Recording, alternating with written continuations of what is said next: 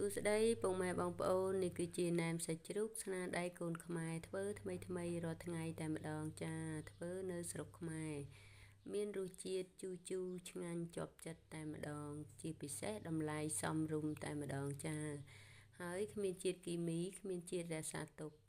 នេះគឺជាសកម្មភាពខ្ញុំរៀបជូនភ្ញៀវ50គីឡូណាបងប្អូនថ្ងៃនេះផ្ញើទៅខាងសៀមរាបគាត់យកទៅលក់បុណ្យអុំទូកណាបងប្អូនចាអញ្ចឹងបងប្អូនមានចំណាប់អារម្មណ៍ចង់យកទៅហូបឬក៏លក់បន្តអីអាចទំនាក់ទំនងបានណាចាជួយគ្រប់គ្រងផលិតផលកូនខ្មែរផងចាអរគុណសម្រាប់ការគ្រប់គ្រងជូនពរឲ្យមួយលក់ដាច់ហេងណាចា